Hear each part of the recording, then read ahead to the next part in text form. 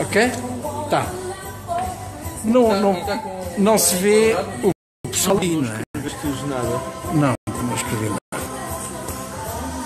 Assim é que é. Isto devia estar um bocadinho. Não é assim, mas. O que é fazer? Ok. Para ter isto assim mais ali. Pronto. Ok, pessoal.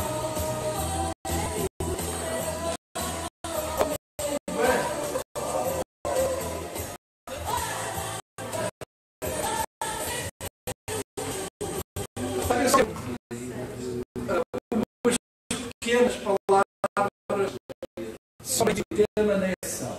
É só para introduzir este novo método que nós estamos a implementar a partir de hoje. Olha o microfone. Olha o microfone.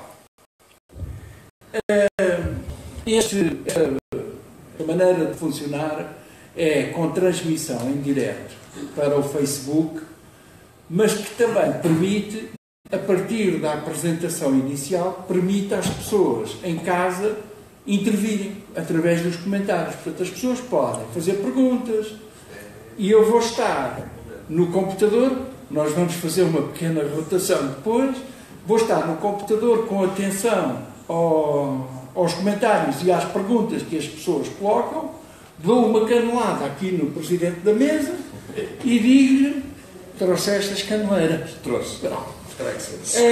E pronto, e é uma maneira de estarmos a partilhar este momento com os nossos amigos, fãs. Fã é diminutivo de fanático. Não, isso não temos. Temos amigos em casa. E pronto, e sem mais delongas, portanto, não se esqueçam que isto está a ser transmitido em direto para todo o mundo. O rei de Espanha está a caminho, ainda não chegou. E está em frente ao Facebook a ver o que é que nós vamos decidir aqui. E sem mais demoras, passo a palavra ao amigo Reinaldo Ribeiro. Muito bem. Bom, meus amigos, muito boa noite. Eu queria para já agradecer a vocês, porque com uma noite fria como esta é um ato de coragem, não é? Sair de casa para vir aqui até à nossa Rádio Pública. O tema que a gente hoje vai debater é sobre a questão da Catalunha e as eleições e a sua tentativa de independência. É um tema que é absolutamente crucial, está em cima do momento, é um tema que nos vai afetar a todos de alguma forma, acredito eu. Porque a Catalunha já há muitos anos, eu diria já há séculos, que ela vem lutando para conseguir a sua independência mesmo do Reino de Espanha. Já teve avanços, já teve recuos, mas agora este ano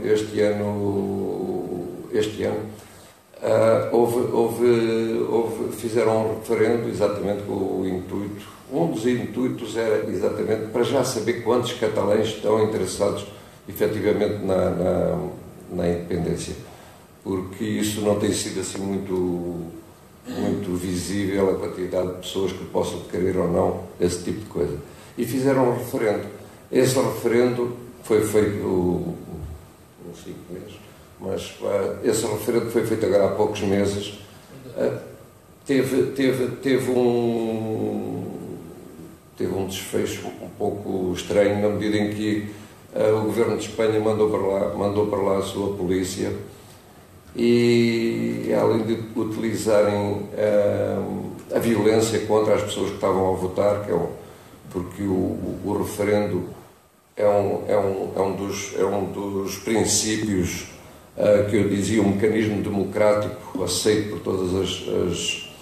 por todas as democracias europeias, pelo menos estou a falar aqui da Europa, e que teve um final um tanto ou quanto infeliz, na medida em que acabaram por prender todos os dirigentes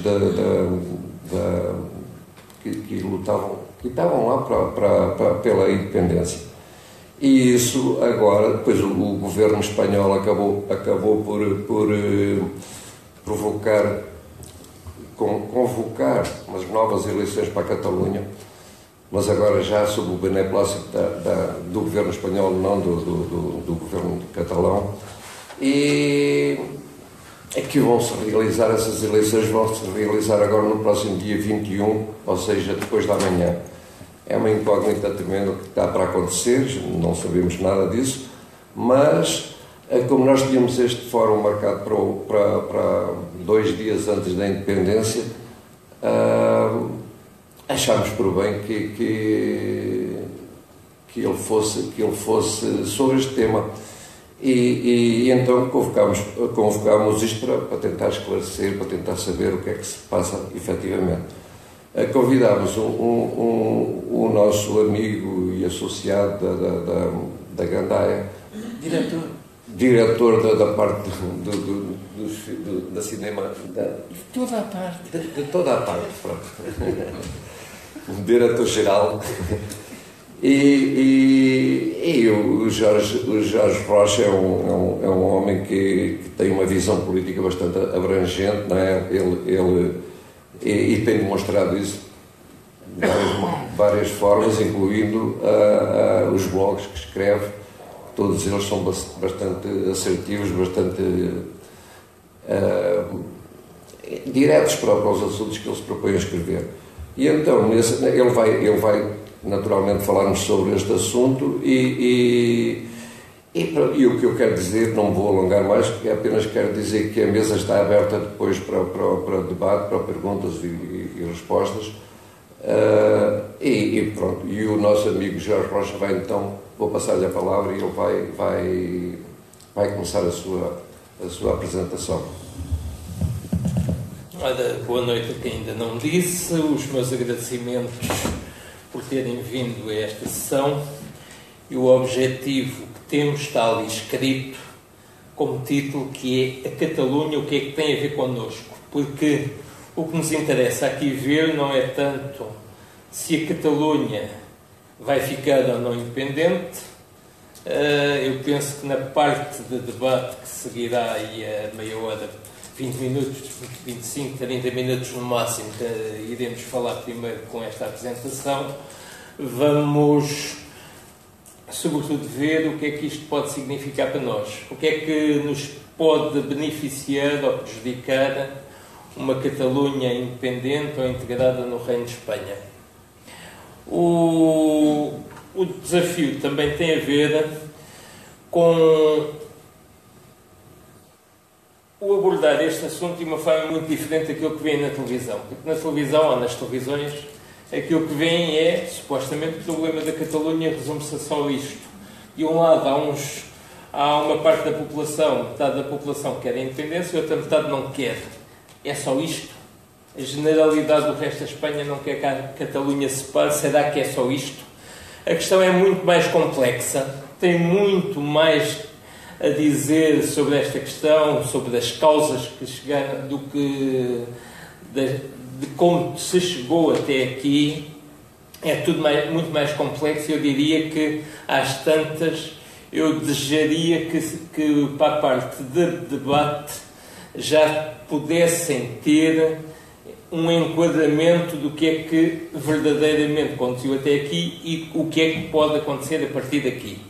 Porque a realidade é dinâmica, as coisas estão sempre a mudar, todo o mundo é composto de mudança, como dizia o poema bem conhecido da nossa Renascença, e, portanto, as coisas não só não vão ser como estão, e aquilo que vai mudar, nós podemos perspectivar que vai avançar para caminhos que são, nesta altura, imprevisíveis, mas que podemos seccionar em 2 ou 3 possibilidades de maior impacto. É por isso que ali se diz que há estratégias, cada lado tem a sua estratégia. Os que querem independência têm uma estratégia, os que não querem independência têm outra, e tudo tem origem no problema constitucional.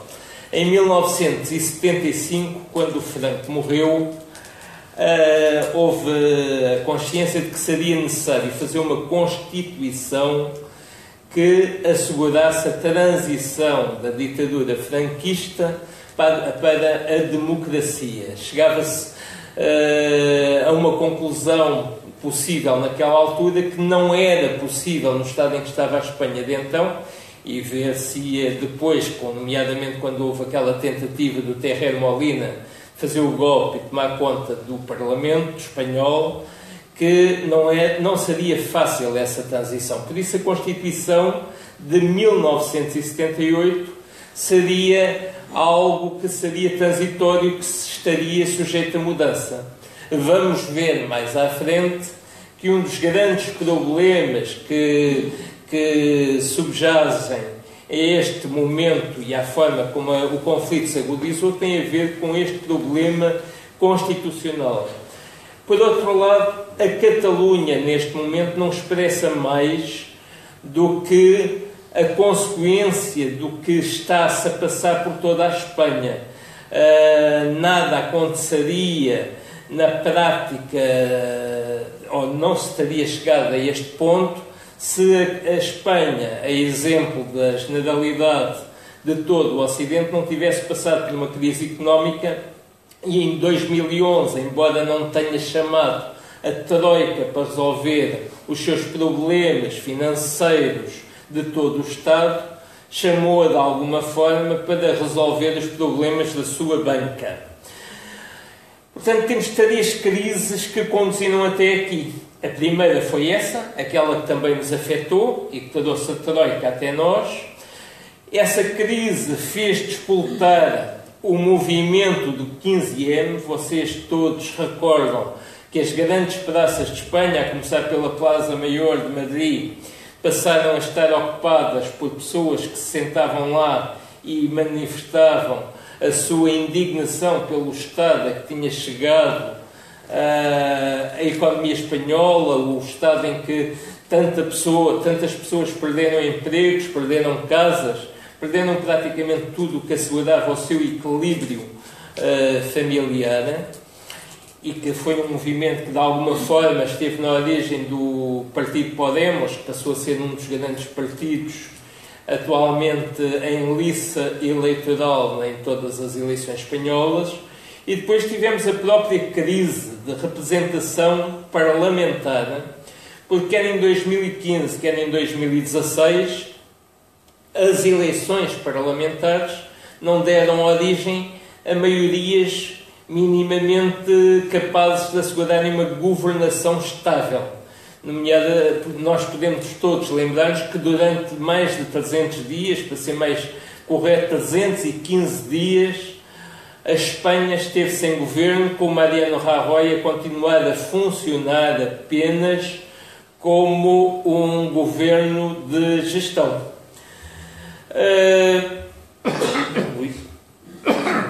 Peguemos então na questão da Constituição.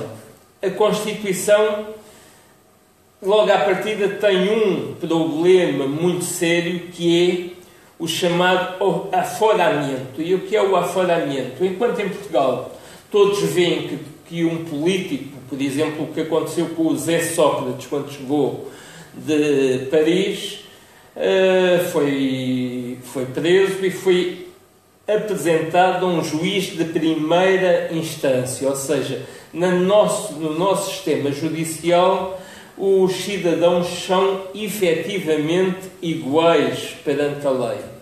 Ora, em Espanha isso não acontece. Há 17 mil cargos políticos, nomeadamente vai aos parlamentares, aos magistrados, vai ao poder autárquico, aos principais órgãos autárquicos. Qualquer problema judicial que tenha um desses 17 mil como réu putativo, não vai para um tribunal de primeira instância, vai para um tribunal, para uma instância superior, o que significa que é muito mais difícil e mais moroso criar uma investigação séria e um tratamento judicial dos problemas que possam ter um desses 17 mil como motor de eventuais problemas judiciais, e isso significa que há como que uma sensação de impunidade perante aquilo que passou a ser um problema quase larvar em toda a sociedade espanhola, que é o problema da corrupção. E, nesse sentido, a Constituição facilita logo esse aspecto. O outro aspecto que também é problemático na Constituição é que o franquismo criou uma cultura em que as massas, o conjunto da população, tinham de ser enquadradas através das suas corporações, dos sindicatos nacionais, das corporações patronais, e eram todas enquadradas depois politicamente no Partido Único Franquista. A Constituição manteve essa visão organicista do mundo, com a única diferença de, em vez de passar a haver um partido, haverem vários. Mas as bases, praticamente, só muito recentemente, e com as primárias no PSOE, por exemplo, é que passaram a ter alguma capacidade de impedirem as elites de cada partido de dominarem aquilo que é a gestão que eles fazem da participação política e das decisões que depois, a nível de executivo, legislativo e até judicial, porque os próprios juízes e magistrados estão umbilicalmente ligados praticamente a um dos partidos, principalmente ao Partido Popular, não há a sensação de se viver propriamente uma democracia plena. Nesse sentido, as propostas ou as intenções para rever a Constituição têm sido sempre muito sentidas como necessárias, mas estão longe de ser feitas. A crise dos partidos tem a ver precisamente com essa sensação de afastamento entre a população e os partidos. É um problema que nós em Portugal também, de alguma forma, sentimos. Só mais recentemente é que tem havido, da parte de alguns partidos, a necessidade de se organizarem de uma forma que as bases tenham uma participação mais ativa na sua vida política, e os partidos, sobretudo, ficaram extremamente mal vistos pela corrupção, por esse fenómeno da corrupção. É certo que afeta, sobretudo, o Partido Popular, que, nomeadamente, esta página do El Periódico, esta capa do El Periódico que está ali representada, refere-se ao caso Gürtel. O Partido Popular recebeu 43 milhões de euros através de pagamentos de ilícitos feitos, sobretudo, a partir do setor imobiliário. E a ideia que se criou, a partir de 2011, sobretudo, foi que os partidos eram essencialmente o equivalente à corrupção e que não mereciam grande confiança. A Espanha também tem aquele grande problema do caciquismo. Se em Portugal todos nós temos a noção de que em muitas zonas a política é gerida pelos caciques de algumas zonas, aquilo que acontece em Espanha tem ainda muito mais peso. O caciquismo, que é uma herança franquista, corresponde a uma aliança constante entre os grandes proprietários e empresários com a hierarquia católica, e que praticamente tudo decidem entre eles sobre o que é que deve ser feito, como é que deve ser gerida a coisa pública. O que incendiou na prática os dois campos que estão em disputa é esse fosso aberto entre a população e as instituições, é a corrupção, que passou a ser um problema fundamental, e sobretudo as hostilidades aos vestígios do absolutismo. Aquilo que acontece em Espanha é que, mais do que em qualquer outro país que se conheça a nível europeu, a propriedade da terra, a propriedade do território é maioritariamente dividida entre o rei, é um dos maiores proprietários de terras em Espanha, da aristocracia e também a Igreja. E esta posse da terra é tanto mais importante que todos os principais projetos de desenvolvimento para cada região, e que são depois aqueles que recebem os subsídios da União Europeia, acabam por esse dinheiro ser entregue a estes grandes proprietários, ou seja, sobra muito pouco para distribuir pelo resto da população, e então, se falarmos da população nos estratos mais baixos, pouco beneficiam daquilo que são os apoios europeus. Aquela senhora que estava ali há 15 anos aparecia nas notícias e todos achavam muita piada porque a senhora estava a casar com um homem muito mais novo, e enquanto as revistas cor-de-rosa se entretinham com esse fait divers, a realidade é que isso servia de uma verdadeira nuvem de pó para encobrir o essencial. É que a senhora, só à conta dela, recebia 1,85 milhões de euros em apoios europeus só para o ano de 2003. E é este tipo de abocanhamento dos fundos europeus por muito poucos que tem gerado uma desigualdade crescentemente agudizada na própria Espanha. Depois, a crise de 2011, mas começou, como sabem, em 2008, quando foi a falência do Lehman Brothers, em setembro de 2008, nos Estados Unidos, começou a criar uma situação em que o Partido Popular sentiu-se com o tapete a fugir debaixo dos pés. Era o partido mais causticado pela corrupção, não tinha soluções, os banqueiros estavam extremamente mal vistos na altura, grandes autarcas, nomeadamente da zona da Andaluzia e também, e sobretudo, ali daquelas zonas de Torremolinos, por exemplo, Marbella, estiveram todos ligados ao Partido Popular, tiveram grandes problemas em termos de denúncia de corrupção, e coincidiu nessa altura com o tribunal, com o Partido Popular ter como oportunidade e possibilidade de voltar a ter algum peso político e reverter o declínio que estava a ter, pedir ao Tribunal Constitucional para reverter o Estatuto de Autonomia da Catalunha.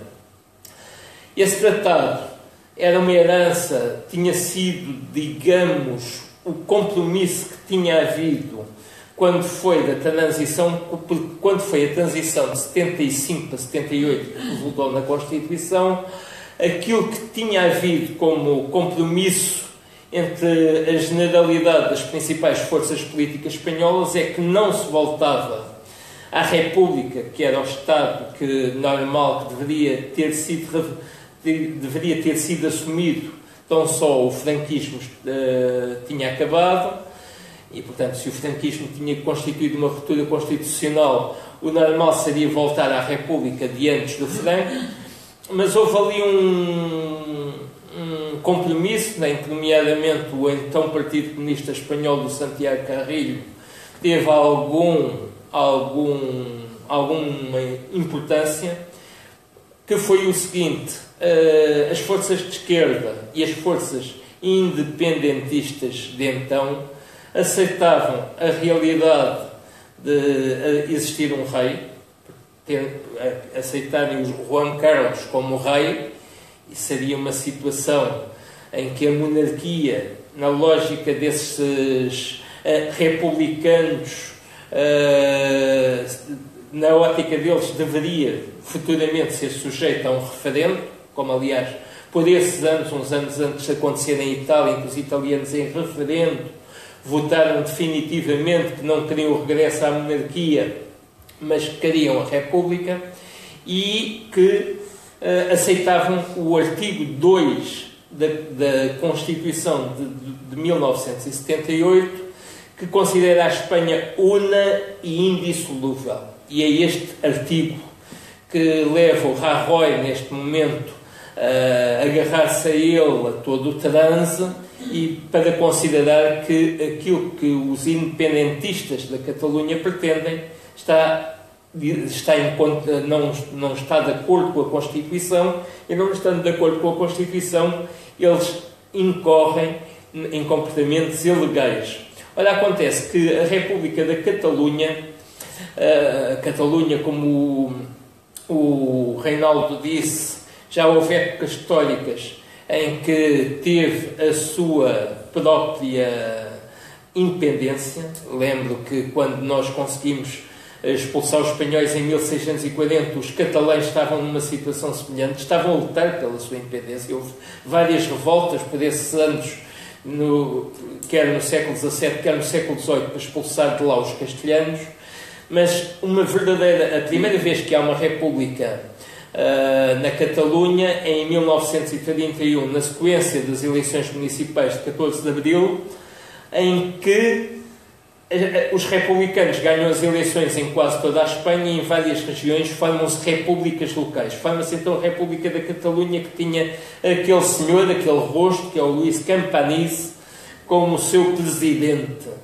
E a ideia que havia era as várias repúblicas que se formavam então formariam a República Federal de toda a Espanha, com a Espanha, no fundo, a ser não mais do que uma federação de várias repúblicas. O Luís Companys é considerado o grande herói catalão. Ainda há poucas semanas o Puigdemont fez uma romaria à cova, ao túmulo onde ele está sepultado, e foi um senhor que, quando a Guerra Civil se decidiu a favor do Franco, ele exilou-se em França e estava exilado em França quando os nazis entraram por ali adentro, resultando daí que os colaboracionistas dos nazis, da chamada República de Vichy, prendem-o, entregam-o ao Franco e ele é sumariamente julgado e fuzilado. Luís Companys será sempre, no fundo, o pai fundador da República Espanhola, e a ser, com certeza, se a Catalunha vier a ser independente, será sempre o grande símbolo representativo do início da nação. Ora, a contrapartida da Constituição de 78 dizia fundamentalmente o quê? Que reconhecer que, apesar da Catalunha e das demais regiões, a Galiza, o País Basco, a Comunidade Valenciana, todas as várias regiões, inclusive a Comunidade de Madrid, todas elas gozariam de um estatuto de autonomia, teriam direito a gerir elas próprias a grande parte das finanças geradas pela sua economia regional, e teriam direito a ter os seus órgãos próprios em termos judiciais, em termos de órgãos policiais, só não militares, porque os militares continuariam a ser do conjunto da nação espanhola. Para este Estatuto de Autonomia foi votado e foi aprovado em 2006. Houve uma reforma que teria que passar por 3 fases.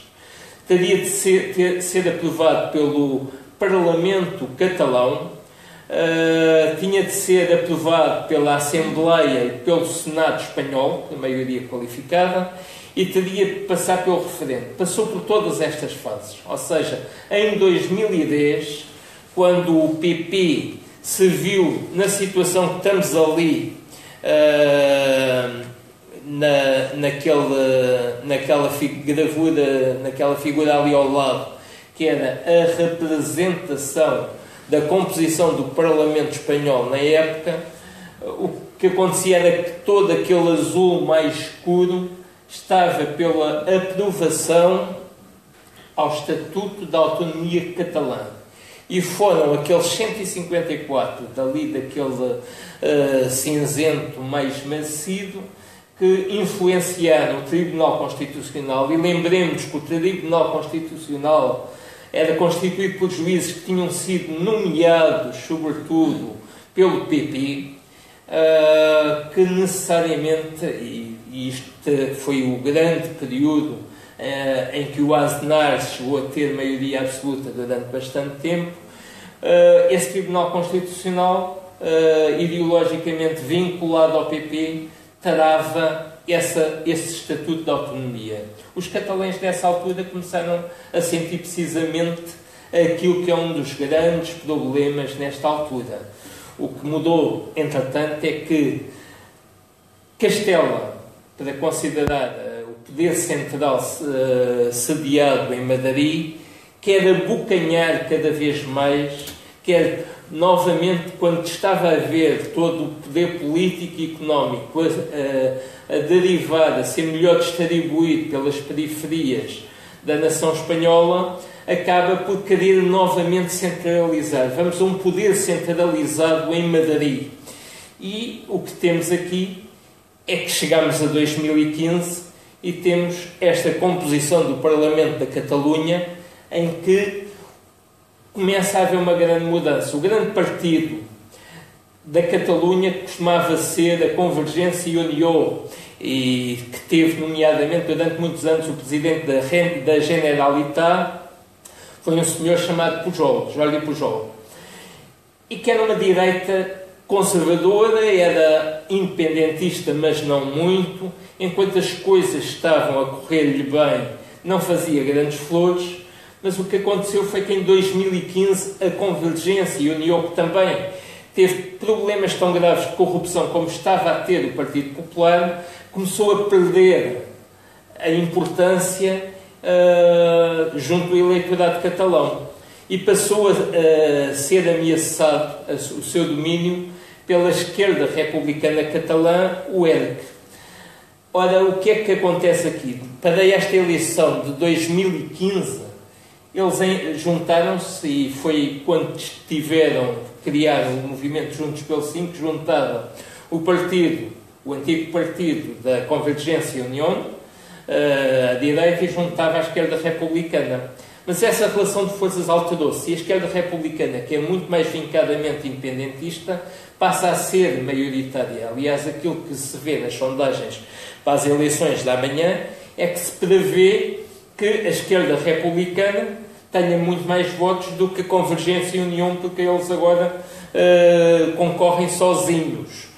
E o que temos agora é o movimento independentista deixou de ser liderado por essa direita mais ou menos que apelava a uma certa tranquilidade e passa a ser, sobretudo, liderada por esses republicanos bem mais assertivos para a ideia de independência. Mas, para todos os efeitos, o que fez também a direita catalã pretender ir para a independência foi o antecessor do Carles Puigdemont, que era o Artur Mas, sentir que também, estando o partido a perder força, estando o partido a ficar extremamente isolado junto da população, por causa da corrupção que também tinha estado vinculado, o que é que acontece?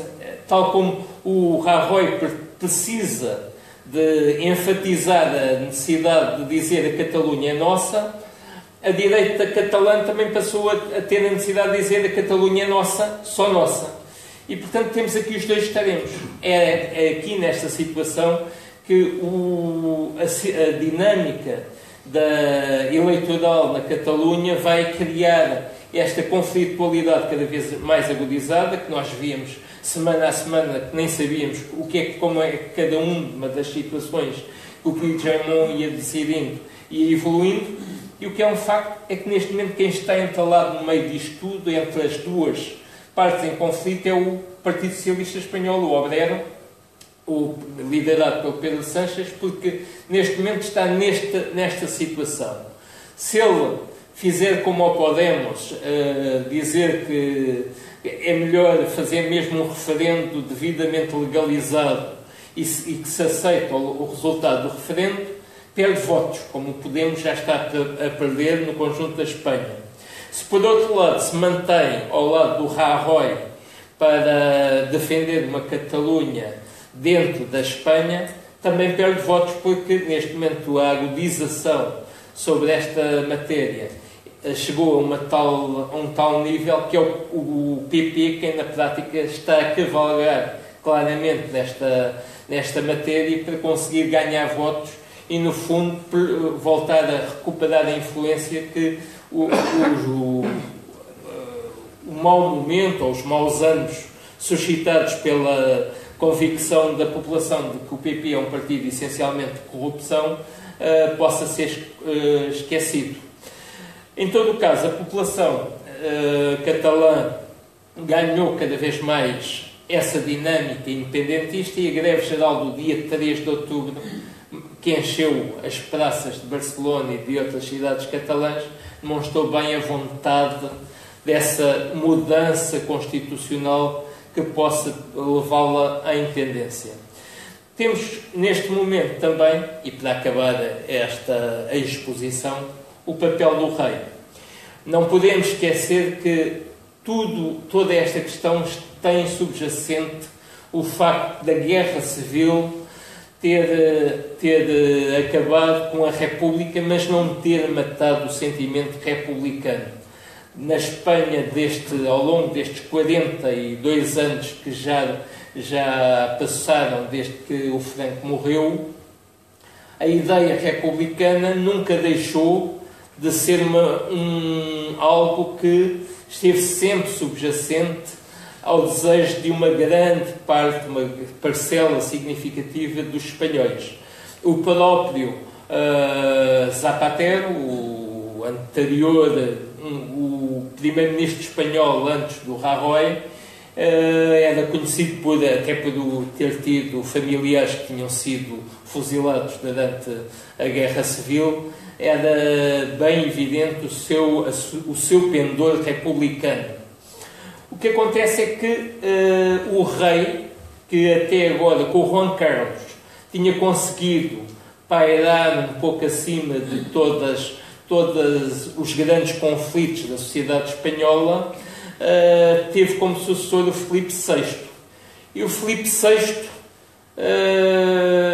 eu não sei se meteu o pé na argola ou se corresponde verdadeiramente àquilo que ele sente, mas a verdade é que aquela imagem que está ali, em que ele faz um discurso contra os catalães, não só é completamente inconstitucional, porque a Constituição espanhola proíbe o rei de tomar posição sobre a política interna. O rei, pela Constituição, deveria ser completamente apartidário e neutral dentro da política interna, coisa que ele não fez, mas ainda por cima, provocadoramente, discursa com aquele quadro que está ali atrás.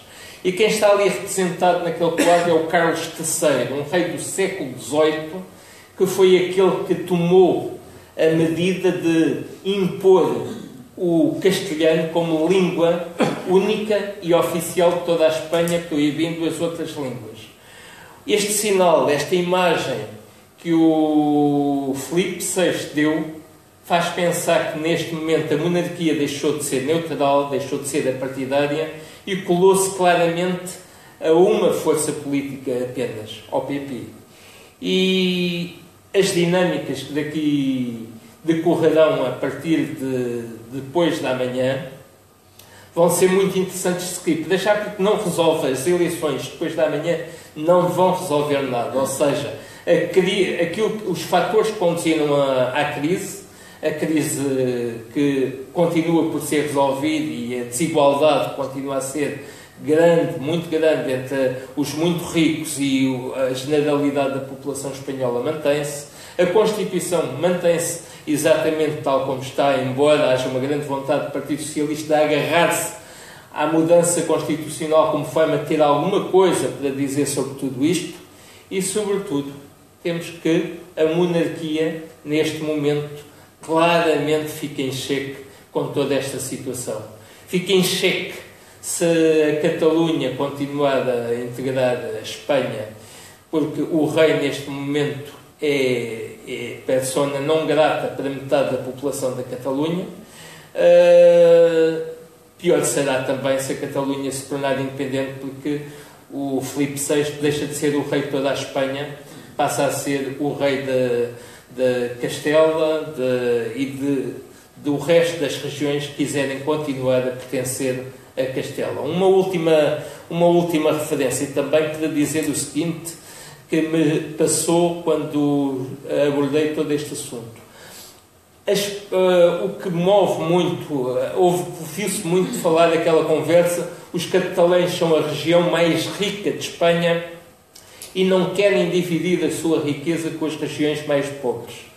É verdade, é ainda a região mais rica de Espanha, mas aquilo que tem estado a acontecer é que a Catalunha tem estado a perder claramente importância económica no conjunto da Espanha. A Catalunha não tem riquezas naturais, sempre viveu da indústria e do turismo. A indústria tem estado a deslocalizar-se. Os serviços,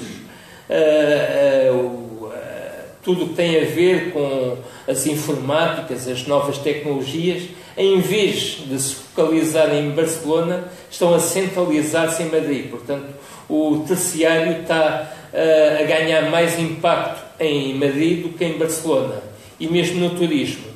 A Andaluzia, neste momento, recebe mais, antes ainda desta crise, e não é, portanto, isto que eu vou dizer não tem nada a ver com esta crise relativamente ao desejo de independência da Catalunha. Antes desta crise, já a Andaluzia tinha ultrapassado a Catalunha em número de turistas.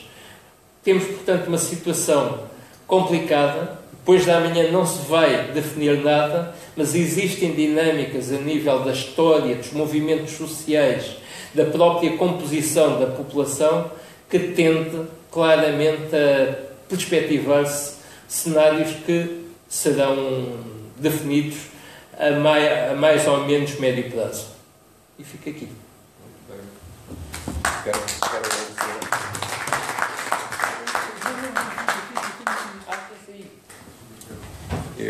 Temos que agradecer ao Jorge, porque realmente foi uma aula que ele nos deu aqui sobre a questão da Catalunha.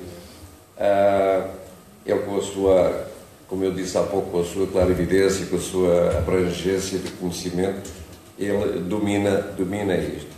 E acontece que a Espanha tem tido, como ele falou, e alguns problemas. Eu até me lembrei de um dos problemas que aconteceram agora, há 2 anos, que foi, na Catalunha, tentaram colocar a palavra nação dentro da Constituição catalã. Aquilo deu algum problema, deu alguma confusão, eles conseguiram a duras penas que a palavra fosse incluída, mas o governo espanhol nunca aceitou muito bem esse tipo de alteração. E tanto que começou a partir desse momento, e depois também com a questão da própria língua catalã, porque a língua catalã tem um peso muito grande. Eu posso dizer isto com algum conhecimento, porque tenho os meus netos que são catalães. E os meus netos, na escola primária, falavam.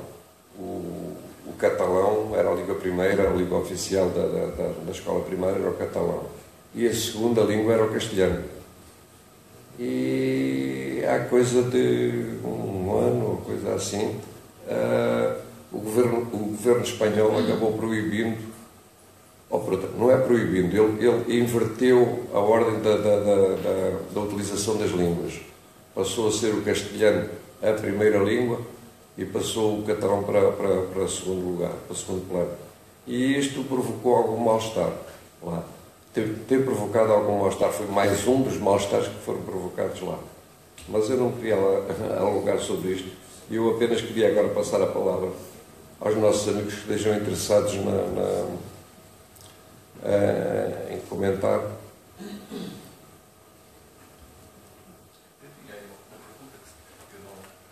Torres, faz favor.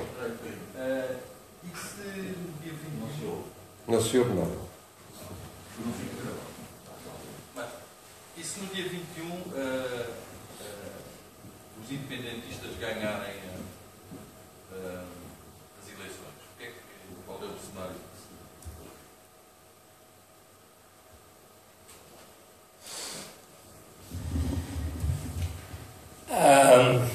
dois cenários possíveis.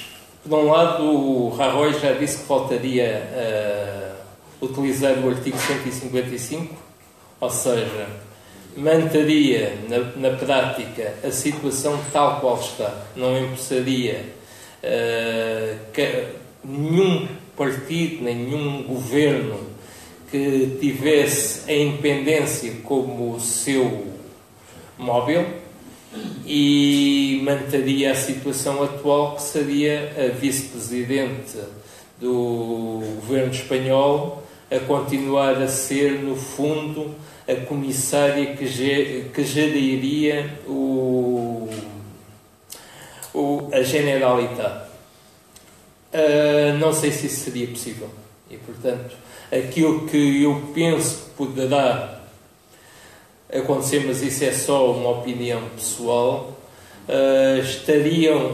o Rajoy nessa altura render-se-ia ao plano B, que seria dizer que aceita o argumento levantado pelo Pedro Sánchez do PSOE para vir a aceitar possivelmente um futuro referendo que defina a independência da Catalunha ou de qualquer região, mas mediante uma revisão constitucional, ou seja, tentaria ganhar tempo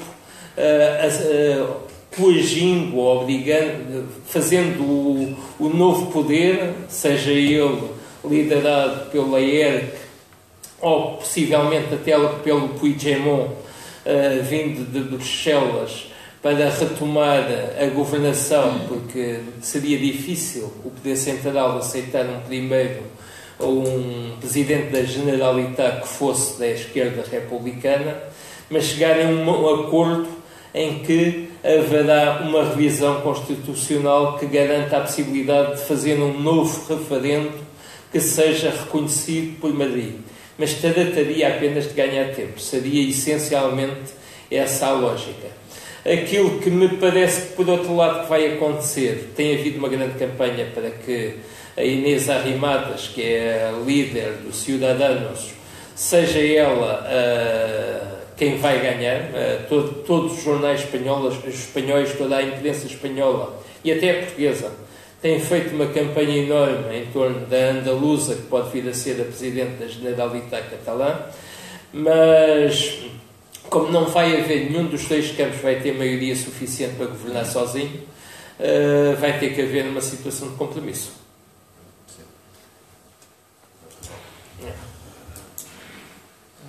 Mas alguém quer fazer alguma pergunta?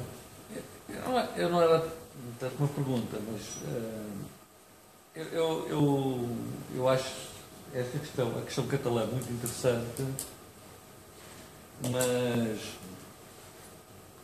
acho a questão catalã muito não preciso. Mas olho mais para o fundo disto e penso, sinceramente, que o que está aqui em causa é o modelo, é a monarquia. O que está aqui verdadeiramente em causa é a monarquia.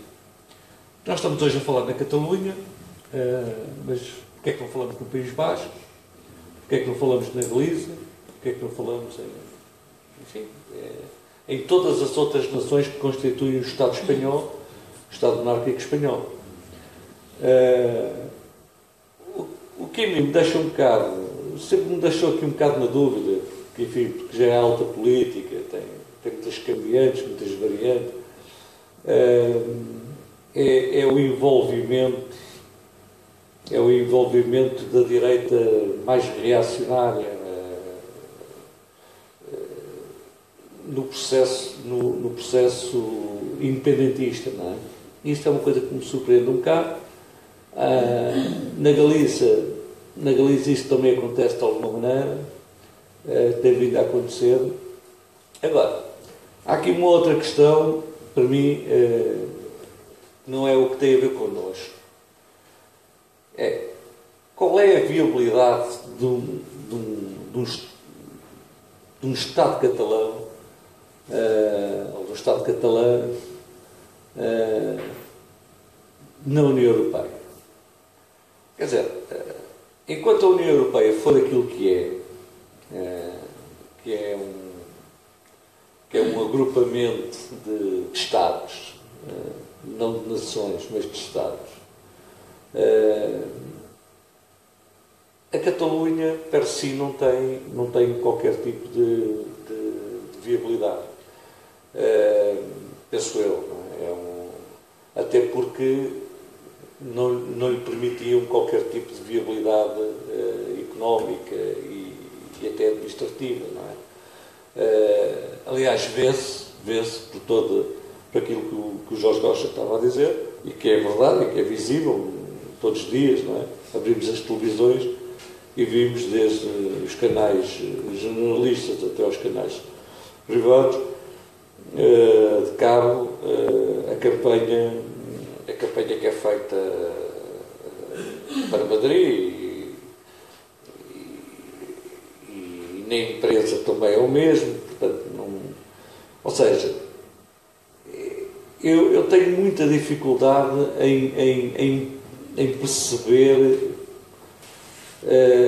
de alguma maneira este interesse que saltou nestes últimos meses, nesta crise da Catalunha, o porquê, a escolha deste momento para isto. Quando estamos a ver que temos políticos extremamente, homens muito rodados, muito debatidos, políticos muito, enfim, não são propriamente meninos de cor, não é? São homens muito conhecedores da realidade espanhola e da realidade europeia. E porque é que escolhem este preciso momento para lançar, quando eu estou convencido que todos esses intervenientes têm a consciência plena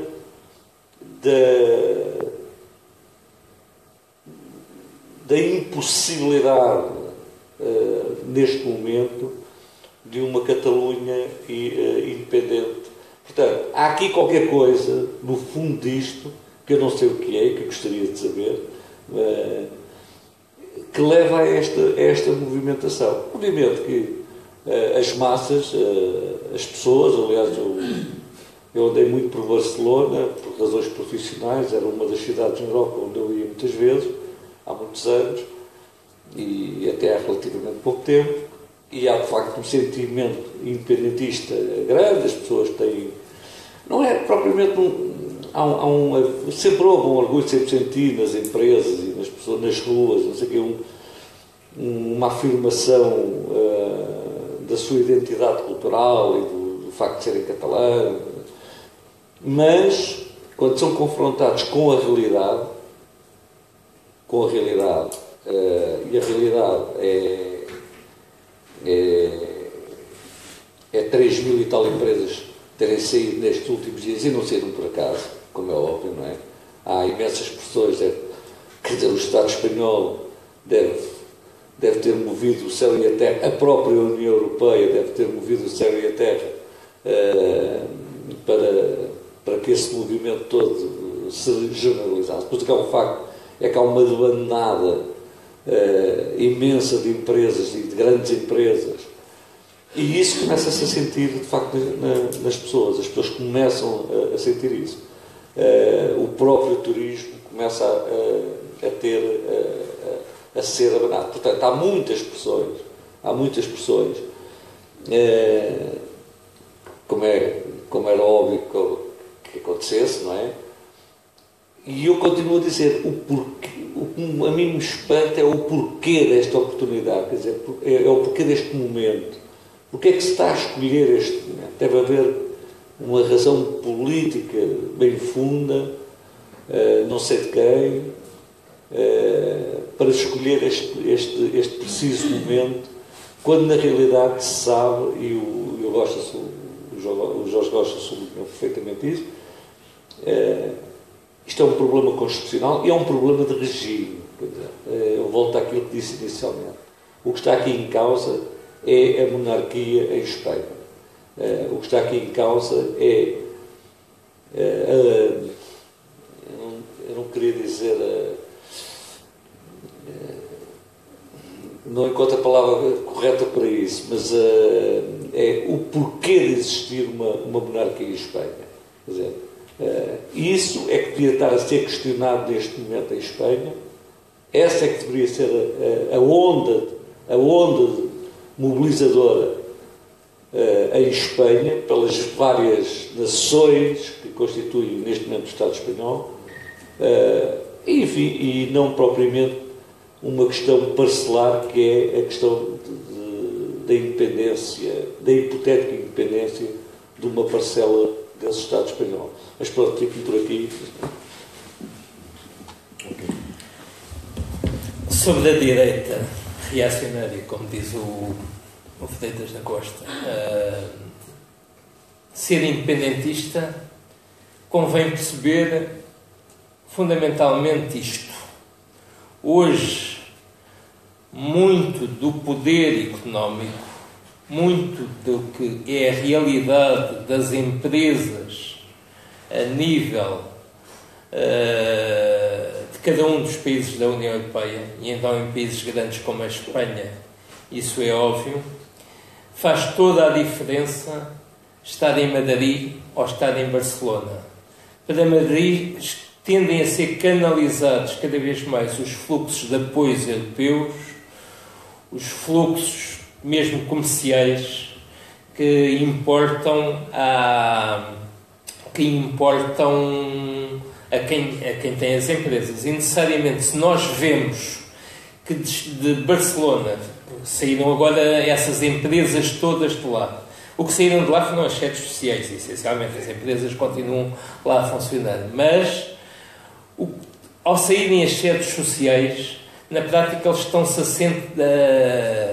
atender para aquilo que é o projeto da direita castelhana neste momento, que é o quê? É centralizar mais e mais em Madrid todo o poder económico a nível da península. Nós todos sabemos, e aqui entramos naquela pergunta que está ali, o que é que tem a ver connosco? Nós próprios já ouvimos imensas vezes referir que, mesmo a nível europeu, quando se fala da discussão do que será a banca europeia, é haver a centralização da banca num número cada vez mais reduzido de bancos e, mesmo a nível da península, eles serem cada vez mais centralizados em Madrid. Por isso ainda não há uns 3, 4 anos falava-se muito, quando havia a grande conversa sobre a crise da banca a nível nacional, que estávamos cada vez mais a ter a tendência de ver os bancos a operarem em Portugal serem espanhóis. Temos o Santander, mas todos sabemos a importância que a Caixa, por exemplo, a espanhola, tinha no nosso sistema bancário, e tem. E, portanto, a esse nível, o que está aqui em perigo, e passo para esse lado, é que o interesse da direita independentista barcelonesa ou catalã tem a ver com isso mesmo, é que estão a ver fugir para Madrid aquilo que é o controle da economia. E, portanto, se a economia catalã, na prática, passa cada vez mais a ter as suas molas reais de alavancagem em Madrid, a direita catalã ainda mais sente maior propensão para ser independentista, porque é a única forma de tentar obstar a esse centralismo de Madrid. A outra questão sobre porquê este momento. Muito simples. Neste momento nós tivemos as eleições de 2015 e 2016 em Espanha, não deram maiorias claras. O Rajoy, apesar de ter-se aproximado claramente da maioria para poder formar um governo, não conseguiu. Conseguiu agora, mais recentemente, com o Ciudadanos, mas para todos os efeitos está muito complicado para o Rajoy ter o poder controlado por si mesmo. Daí que agarrar-se a esta questão da Catalunha e agudizar o mais possível está claramente no interesse dele neste momento. Quanto mais provocações eles fizerem para a Catalunha avançar com esta tentativa de ser independente, mais votos julga o Rajoy está a ter. Eu penso que lhe sai o tiro pela culatra, porque o que vemos nas eleições depois da manhã é que, em princípio, prevê-se que o Partido Popular só tenha 2 deputados na Catalunha, porque praticamente todos que são contra a independência vão votar nos Ciudadanos. Mas é esse o grande problema que vai se colocar ao Rajoy muito proximamente, é que o tiro sai de tal forma na culatra que, em vez de ser ele a vir a ganhar com esta situação toda, vai ser os Ciudadanos que tende a alterar a relação de forças em relação ao Partido Popular e poder futuramente vir a disputar a liderança da direita espanhola. E aí temos a situação do líder dos Ciudadanos, que é o Rivera, ser catalão. E eu diria que neste momento, se calhar, para o poder madrileno que é contra a independência, até o próprio poder económico estará interessado em deixar cair e fazer cair o Partido Popular na importância, porque se vier a criar-se uma relação de forças em que, tal como na Catalunha, o Convergência e União deixou de ser o principal partido pró-independentista para passar a ser a esquerda republicana, se a nível da Espanha em si os Ciudadanos passar a ser um partido com mais votos do que o PP, imagine o que é isto, o poder em Madrid poder reivindicar que o Primeiro-Ministro, mesmo sendo contra a independência da Catalunha, é um catalão. Portanto, é uma daquelas dinâmicas que importa considerar como possíveis de fazer parte da evolução dos próximos tempos, curto e, sobretudo, a médio prazo. O outro aspecto que importa aqui ver, e o que tem a ver connosco, é precisamente o perigo. Eu julgava que já houvesse alguma referência a isso mesmo. É que Madrid, nem mesmo com o Franco de um lado e o Salazar do outro, nunca deixou de olhar gulosamente para a possibilidade de abocanhar Portugal, para voltar a ter Portugal sob a alçada de Madrid.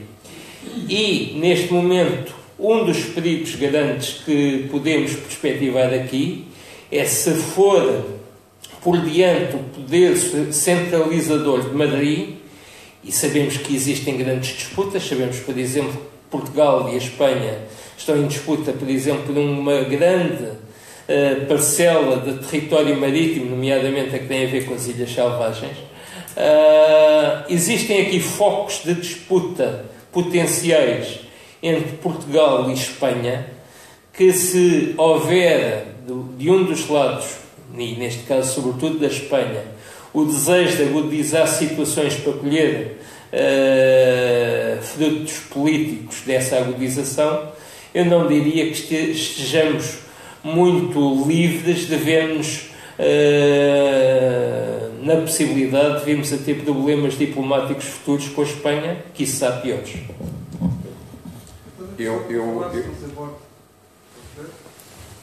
Faz favor. Portanto, eu queria dizer o seguinte: se eu fosse catalão, declaro aqui que votava por uma Catalunha integrada na Espanha. E não tem nada a ver com o PP, nem com a monarquia espanhola, com os quais não me identifico. Acho que isso também foi para ter aqui, como em todas as análises sobre a Catalunha, vai-se sempre à história. É natural e é desejável, mas nunca se vai ao futuro. É que talvez tivesse sentido uma Catalunha independente quando a Europa dominava o mundo. Mas depois os dominados acordaram e hoje estão-se a transformar em grandes potências. Não foi por acaso que se criou a União Europeia. Os políticos que na altura pensaram nisso foi porque a união dos partidos pequenos representava de alguma forma uma força maior face àquelas que viriam a acontecer, como se está a ver. Portanto, tudo o que leva à desunião, tudo o que leva à desintegração de Espanha, não sou a favor. E isso prejudica-nos a nós, prejudica a Europa. Além disso, também não se tem em conta outros casos passados, em que se verificou o quê? Não foram muitos, eu só conheço um. Aqui há uns dias, ouvi num canal espanhol ouvi uma entrevista que tenho dedicado ultimamente, quase toda a programação, uma entrevista ao embaixador espanhol, quando houve o referendo do Quebec, e toda a gente queria a independência do Quebec, era uma grande satisfação. Acontece, se não estou errado naquilo que eu ouvi dizer, perderam os independentistas do Quebec. Mas só o facto de se pôr o problema da independência do Quebec levou à saída de 2.000 empresas para outras regiões do Canadá e à saída de 500.000 quebequenses à procura de emprego nessas regiões também. Portanto, parece que aí o desejo de independência levou a um recuo. Também já se deu o contrário, não em termos expressos, de tal forma que não queremos ser independentes, queremos continuar a ser uma colónia. Não é assim, mas eu já ouvi, já veio a Portugal, e foi a Portugal, se não me engano, um dirigente do PAIGC dizer que talvez do tempo em que Cabo Verde se tornou independente, deveria ter sido pensado se não poderia beneficiar mais, não deveria ter continuado ligado a Portugal, num Portugal integrado numa União Europeia. Beneficiava das verbas que vinham da União Europeia e de outros benefícios, que agora, como país independente, talvez não pode. Não é? Pronto, portanto, era só para dizer isso, que era essencialmente com vista ao caso, o perigo que representa para a Europa. Os portugueses ainda não tomaram muita consciência disso. Eu trato-me por isso há 30 anos. E já estive num país islâmico a estudá-lo. O quê? O islamismo radical. A maior parte dos portugueses não tem conhecimento do perigo que pode ser para o sul da Europa o islamismo. Agora que os combatentes do Daesh, calcula-se, uma revista francesa chamada Diplomatie, calcula já que 5 a 7 mil combatentes do Daesh, passando pela Líbia, pela região sul da Líbia, que é o Fezzan, já estão no Sahel. Agora, o grande problema vai ser, um dos grandes problemas vai ser o Sahel, que está muito mais próximo de nós do que está o Iraque e a Síria. Portanto, esse perigo também tem de ser enfrentado. Tudo o que leva à desunião enfraquece-nos. É só isso. Ok. Jorge. Não, eu só queria devolver uma pergunta, que era a seguinte.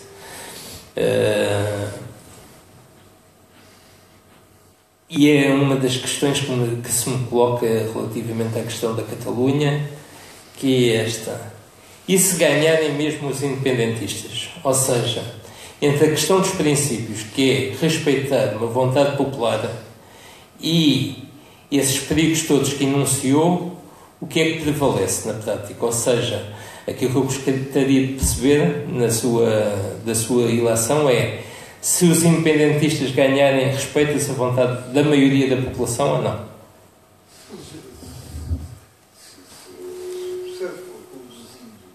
Bem conduzido, há bocado referiu-se aí, fez a comparação entre a monarquia. A monarquia, o rei pecou. Eu já disse que não me identifico com a monarquia, não estou a defender. Mas é só para ver um critério dual. O rei pecou porque teve contra a Catalunha, ao contrário do que refere a Constituição, que não instituiu sobre meter na política da Catalunha. Então, e o referendo que foi feito, não foi feito também contra a Constituição Espanhola? Foi. Portanto, é isso. O ponto de vista que está sempre presente é da ilegalidade daquele referendo, porque foi feito contra a Constituição Espanhola, que parece a Catalunha aprovou também.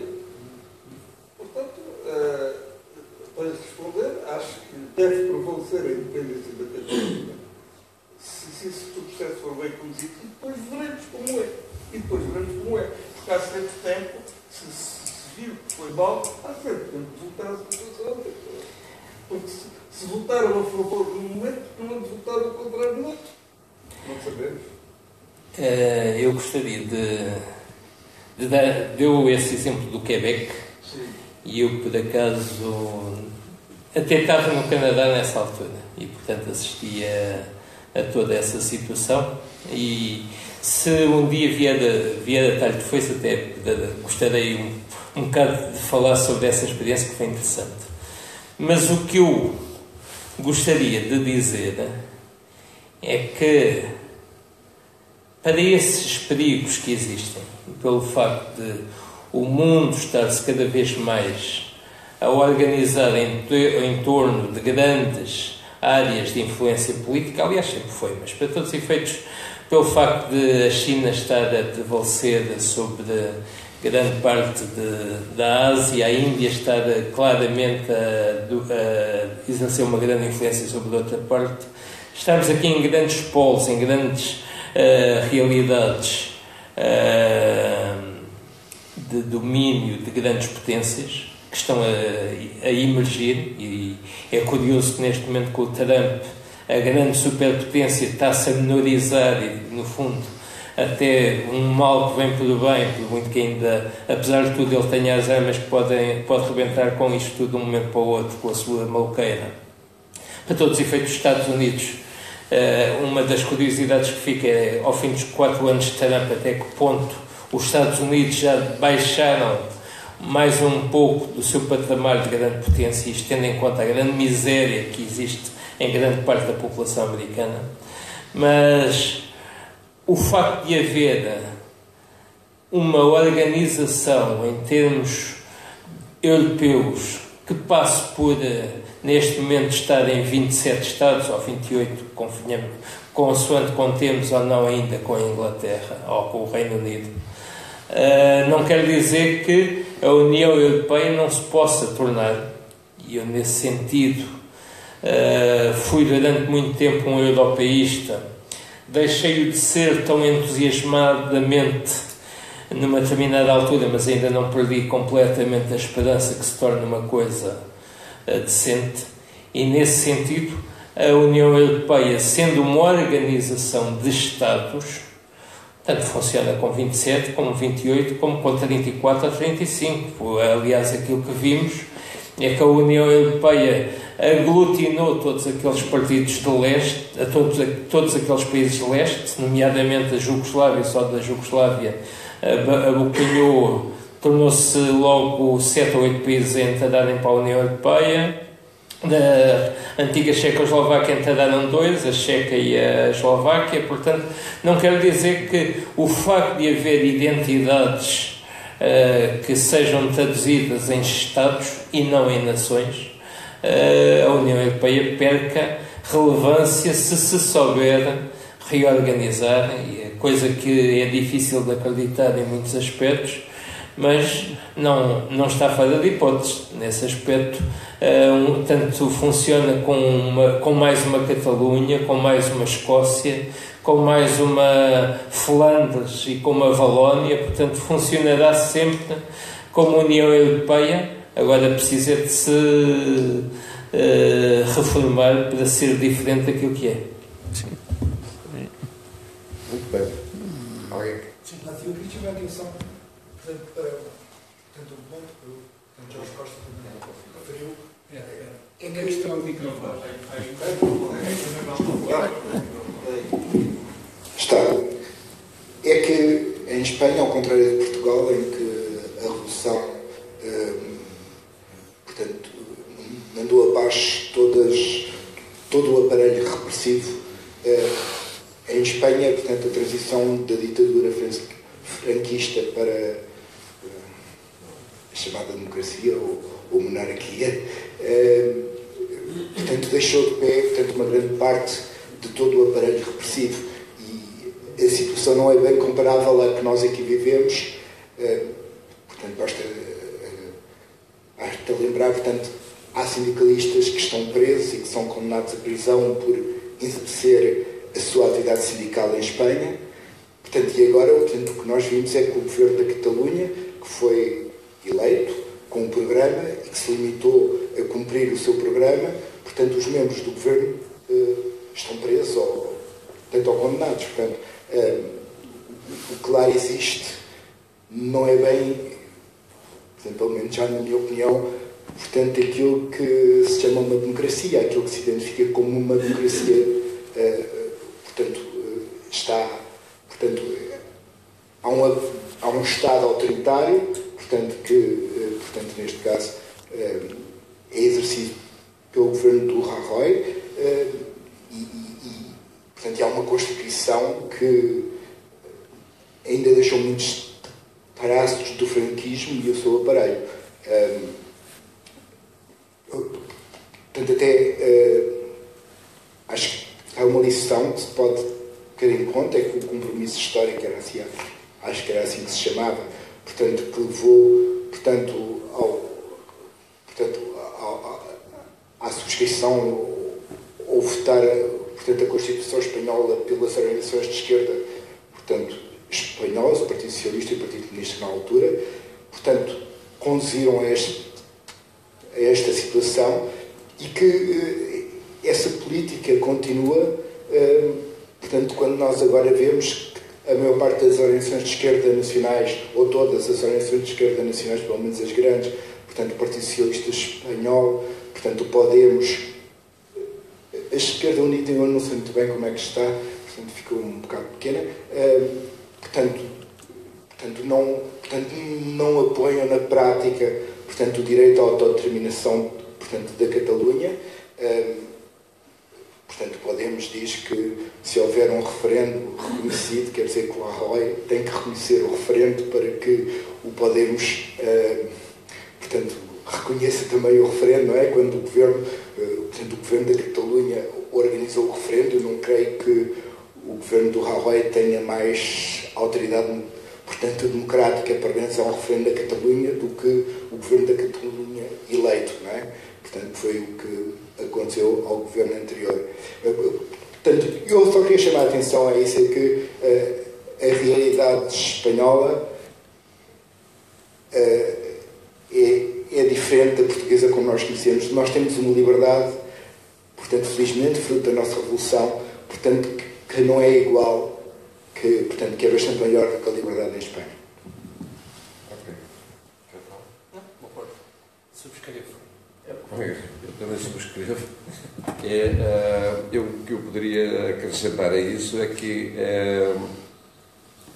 Espanha, naquelas eleições que vão haver depois da manhã,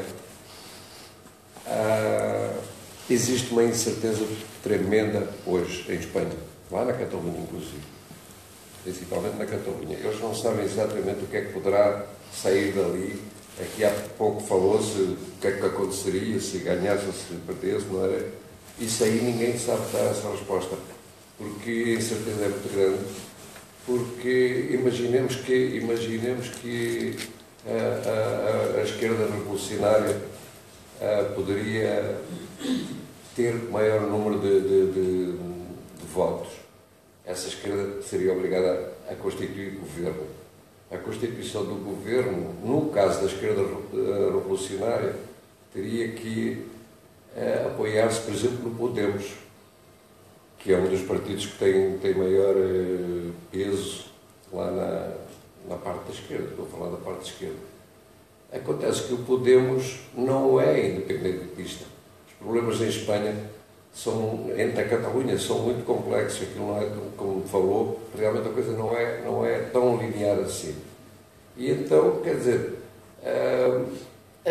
as próprias pessoas depois não sabem, depois da manhã, quando forem votar, eles não sabem exatamente em quem é que é um dia de votar.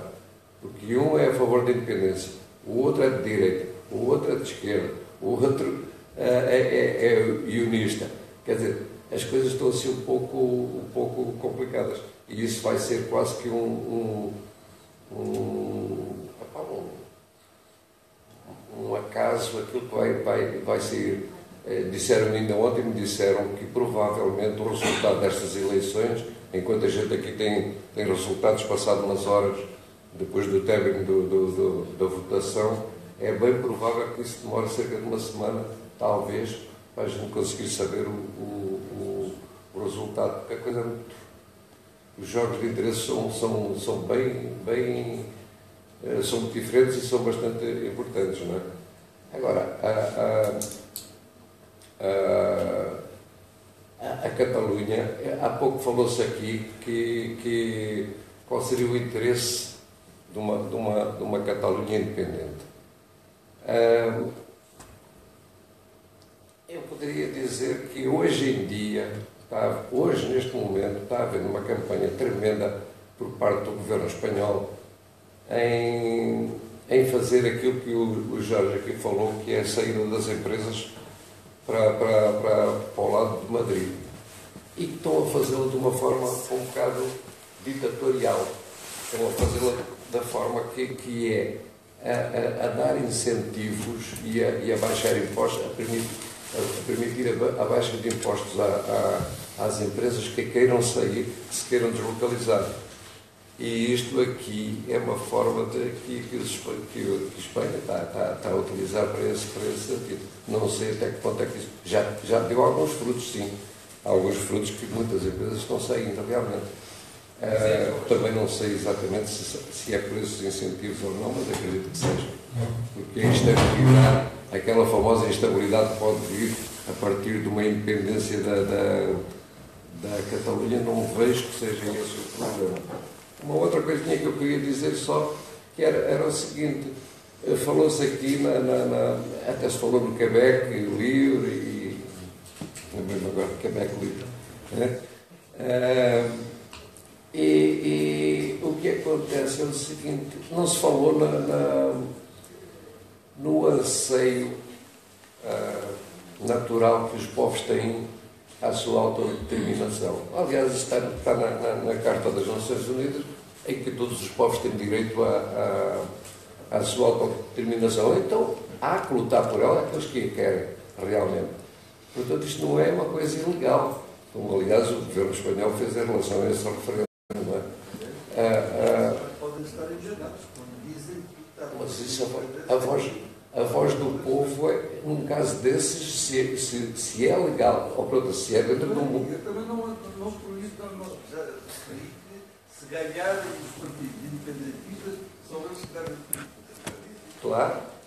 Pois, mas eu estava dizendo isto porque, por exemplo, a questão da Catalunha, isto já vem há séculos que eles andam a lutar pela sua autonomia, pela sua libertação, e este movimento, por motivos vários, não foi para a frente. Agora surgiu uma forma legal de o fazer, que era a forma do referendo, e mesmo assim foi e aí caímos na ditadura.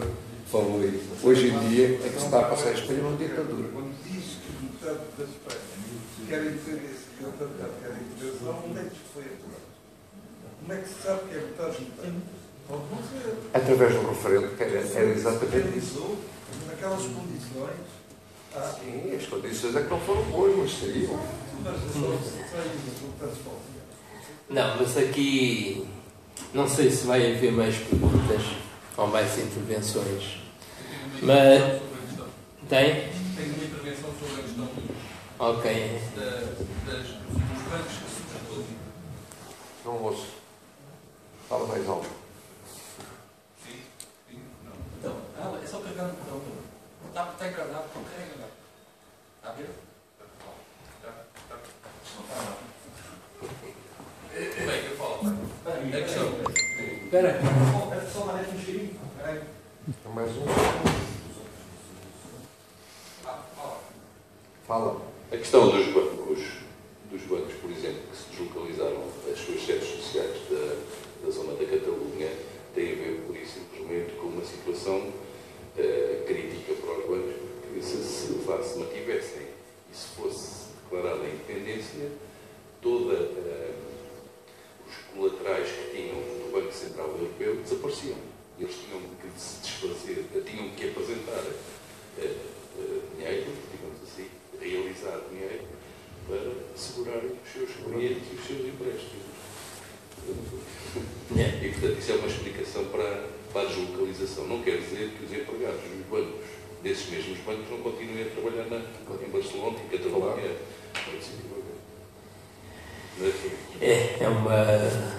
É um complemento que importava ter aqui, mas o que eu queria deixar como aspecto positivo de tudo isto, porque sendo eu um otimista por natureza, gosto sempre de realçar o que é que acontece de positivo em cada uma das situações. Até se tivéssemos aqui o tema fosse o Donald Trump, se calhar eu até aqui arranjava argumentos para achar que, no fundo, no meio de tanta coisa má, até haveria alguma coisa boa que resultaria daqui. E há.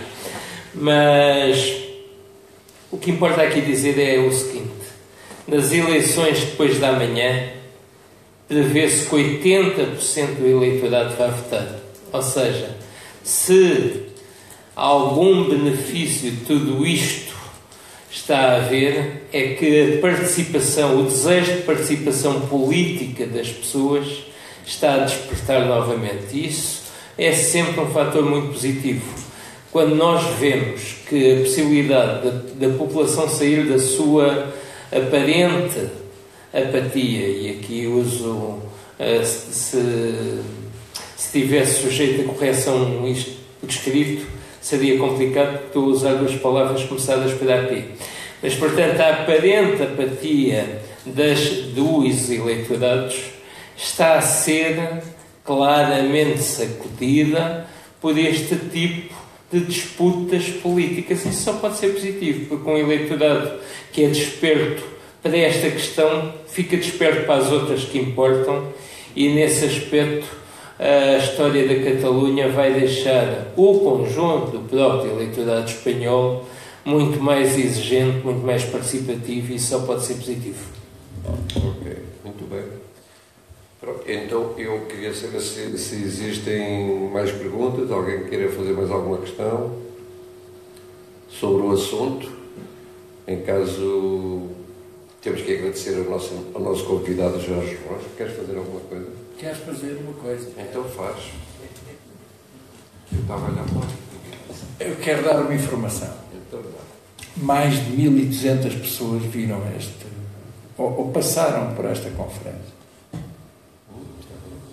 O Joaquim mandou agora um messenger. Está a ver na televisão. Está a ver na televisão? Está a ver na televisão. Eu vou por aí, eu não consigo ouvir bem. Fosse aqui ao pé do microfone, não se importa. O Joaquim mandou agora este messenger. Diz assim. Desculpem lá. Está um bocado calado, Joaquim. Se passa no auditório. Fantástico. Mais um grande passo. Na minha televisão, com a minha voz pirata. Lá vai o Sr. Ricardo a fugir. Na televisão dele. Da Vox, não sei o quê. É uma mobilização que ele fez. Pá. Ele deve conseguir entrar no Facebook através ainda antes da Catalunha votar para ser independente, nós prometemos tudo. Nós vamos ficar independentes. Portanto, eu queria agradecer a todos a vossa presença e agradecer ao nosso palestrante, o Jorge Rocha, que realmente sabe das coisas. Obrigado. Muito obrigado.